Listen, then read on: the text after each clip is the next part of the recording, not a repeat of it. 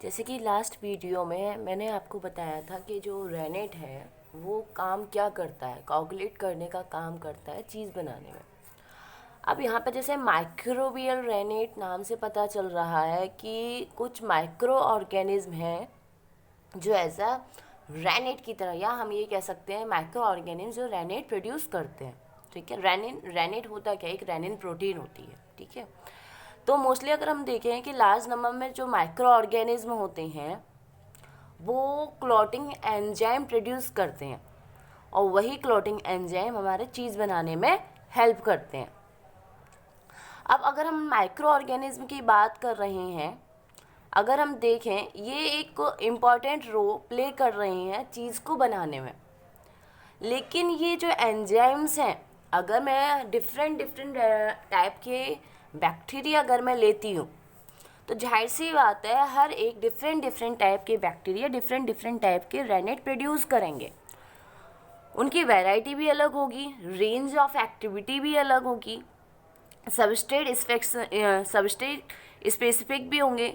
अगर उनके एक्शन की बात कर रहे हैं तो मोड ऑफ एक्शन भी हर एक माइक्रोबियल एंजाइम या हम रेनेट की जो बात कर रहे हैं वो वेरी करते हैं। डिफरेंट टाइप के बैक्टीरिया या फंगल, या हम बात कर सकते हैं फंजाई, हमने ट्राई करके देखे, कल्चर करके देखे हैं कि कौन कौन से हमारे मिल्क क्लॉटिंग में हेल्प करते हैं। मिल्क क्लॉटिंग में जो यानी कि जो हमारी प्रोटीन थी, कैसिन प्रोटीन थी, उसे प्रोटियोलाइटिक क्लीवेज देने का काम कौन कौन से बैक्टीरिया करते हैं, ये हमने डिफरेंट बैक्टीरिया या फंजाई को लेके कल्चर करके देखा है। अगर हम इनकी बात कर रहे हैं, जैसे कि बैक्टीरिया की बात कर रहे हैं, क्लॉटिंग एंजाइम प्रोड्यूस कर रहे हैं मोस्टली, अगर बात कर रहे हैं जैसे स्ट्रेप्टोकोकस की बात करते हैं, ठीक है, माइक्रोकोकस हुआ, बेसिलस सीरस हो गया, ये कुछ मोस्ट इम्पॉर्टेंट एग्जाम्पल हैं जो कोगुलेटिंग एंजाइम को प्रोड्यूस करते हैं और उनका हम यूज़ करते हैं एज अ माइक्रोबियल रेनिट। कुछ जैसे यहाँ पे अभी बोल चुकी हूँ कि जो माइक्रोबियल का मतलब हम लोगों को पता ही है, माइक्रोब्स, यहाँ इसमें हमारे बैक्टीरिया भी आ रहे हैं, फंजाई भी आ रहे हैं। बैक्टीरिया ऑलरेडी बता चुकी हूँ। फंजाई में मोस्टली क्या होता है, एस्परजिलस निडुलेंट जो है ये एक स्पीसीज़ है मोस्टली जो यूज़ की जाती है चीज़ के फॉर्मेशन में। यहाँ पे कुछ नेम दे रखे हैं जो कि सोर्स है एंजाइम्स के लिए। ये एंजाइम्स यूज़ कर रहे हैं हम लोग for production of cheese. Various strains हैं ऑर्गेनिज्म की जो चीज़ मेकिंग में हेल्प करते हैं। अगर मैं बात कर रही हूँ जैसे कि फैक्टर्स, लास्ट जो वीडियो थी मैंने आपको बताया था कि डिफरेंट टाइप के जो फैक्टर्स हैं वो हेल्प करते हैं चीज़ को बनाने में। एक्टिविटी इनकी वेरीज करती है, डिफरेंट टाइप के बैक्टीरिया है तो जाहिर सी बात है हर एक की चॉइस भी अलग अलग होगी। किसी को पीएच में वेरिएशंस होती हैं, एंजाइम सिस्टम में वेरिएशंस होती हैं, मोड ऑफ न्यूट्रिशन, इवन हम बात कर सकते हैं मोड ऑफ एक्शन की भी बात कर सकते हैं। इन सब में वेरिएशंस देखने को मिलेगी। जाहिर सी बात है हर कोई एक जैसा नहीं होता, तो सबको अलग अलग अपनी पसंद की चीज़ चाहिए।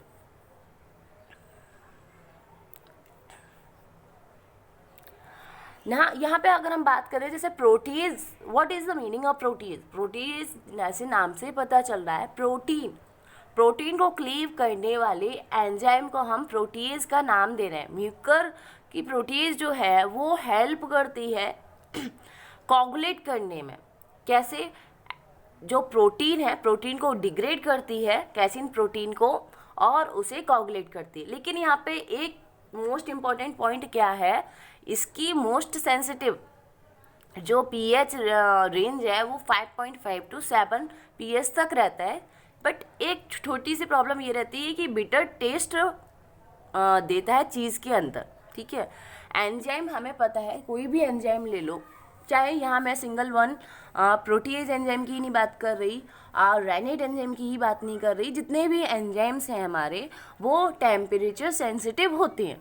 हमें पता है अगर मैं टेम्परेचर उसका इंक्लूड करती हूँ तो वो अपनी स्ट्रक्चर को उनका स्ट्रक्चर में प्रॉब्लम होने लगेगा अगर हम टेम्परेचर जैसे जैसे इंक्रीज़ करते जाएंगे।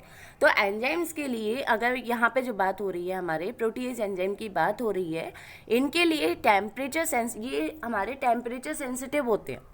इनको most favourable temperature 37 to 45 degree Celsius temperature इनके लिए फेवरेबल होता है, बड़े आराम से ये काम करते हैं। लेकिन जैसे जैसे हम इनका टेम्परेचर बढ़ाते जाते हैं अप टू 70 डिग्री सेल्सियस, ये तो बहुत ज़्यादा हो गया, अगर हम 50 to 60 भी लेते जाते हैं तो उनकी जो स्ट्रक्चर होता है, जैसे टर्सरी स्ट्रक्चर को उसमें क्वाटरनरी स्ट्रक्चर मिलता है, उनके बीच में बॉन्ड ब्रेक डाउन होना स्टार्ट हो जाते हैं। और बॉन्ड जो है ब्रेक डाउन होना स्टार्ट हो जाएंगे, जाहिर सी बात है स्ट्रक्चर चेंज होने लगेगा और वो डिस्ट्रॉय हो जाएंगे।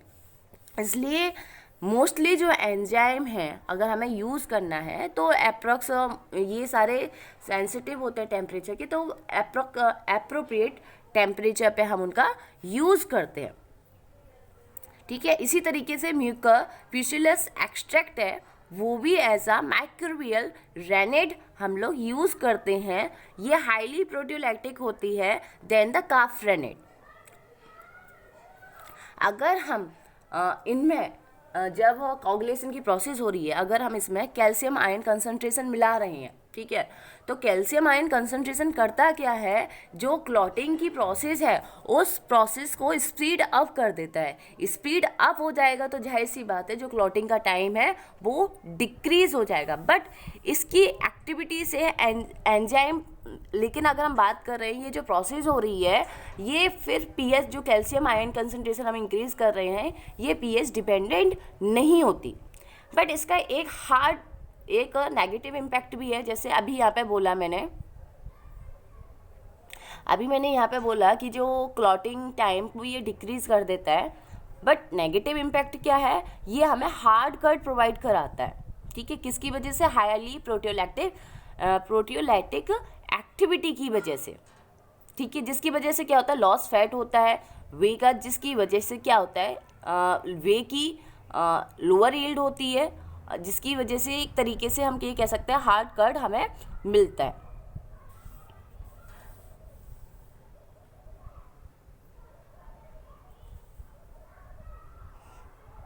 ठीक है, तो यहाँ पर ये चीज़ हो गई। अब हम लोग बात करते हैं रिकॉम्बिनेंट काइमोसिन की। अगर रिकॉम्बिनेंट काइमोसिन, नाम से पता चल रहा है रिकॉम्बिनेंट, यानी कि रिकॉम्बिनेशन प्रोसेस के थ्रू काइमोसिन या रेनेट का फॉर्मेशन हुआ है। रेनेट एक तरीके से हमने एक रेनेट बनाया है रिकॉम्बिनेशन प्रोसेस के थ्रू, जिसको हमने रिकॉम्बिनेंट काइमोसिन का नाम दिया है। बहुत सारे प्रोटियोलाइटिक एंजाइम हैं, माइक्रोबियल या हम प्लांट ऑरिजिनेटेड, जो डिफरेंट फ्लेवर, टेक्सचर, यील्ड हमें प्रोवाइड कराती है चीज़ की।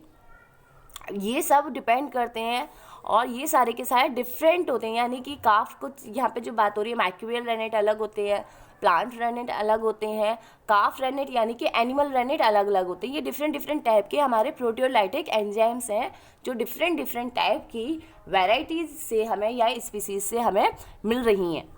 अब डिफरेंट टाइप के तो जाहिर सी बात है इनका फ्लेवर, टेक्सचर, ये सारी, या yield of changing the yield of changing the चीज़, ये भी डिफरेंट या वेरीज करेंगे।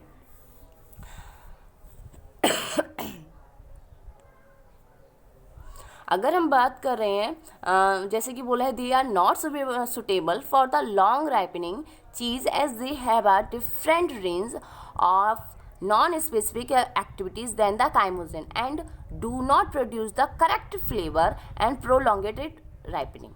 Clear?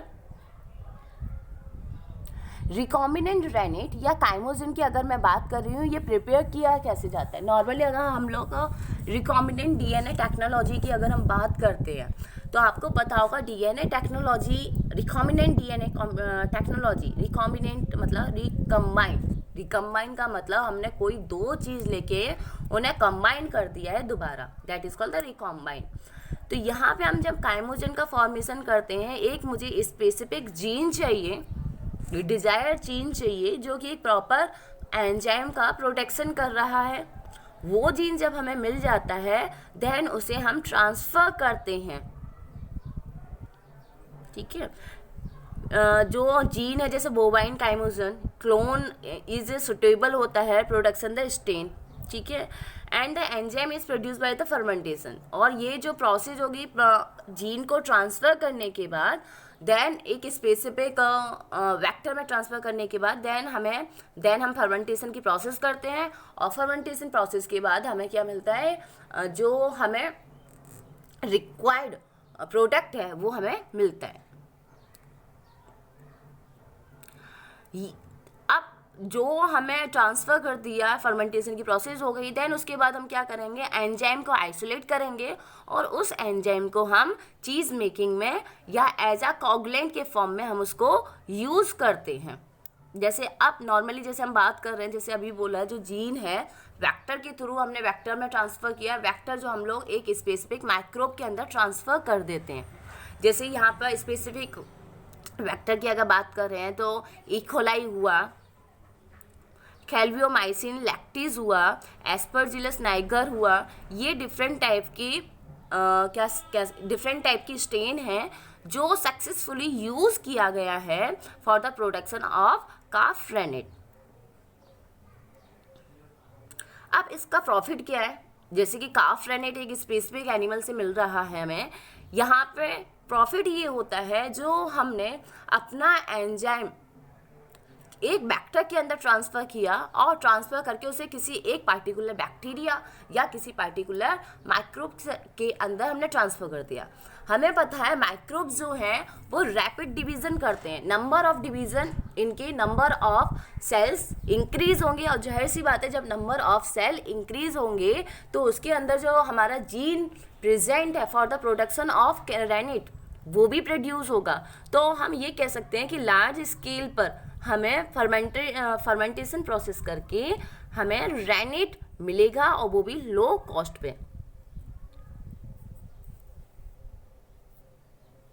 ये यहाँ पर जो रिकॉम्बिनेंट डीएनए टेक्नोलॉजी हम यूज़ कैसे करते हैं, जैसे काफ है, काफ में से एक स्पेसिफिक हमने सेल ली, उस सेल को हमने रप्चर्ड किया, रप्चर करने के बाद हमें एक पार्टिकुलर जीन का पता है कि ये एक जीन है, सपोज AATTCC, जो यूज़ हो रहा है for the production of for the synthesis of rennet.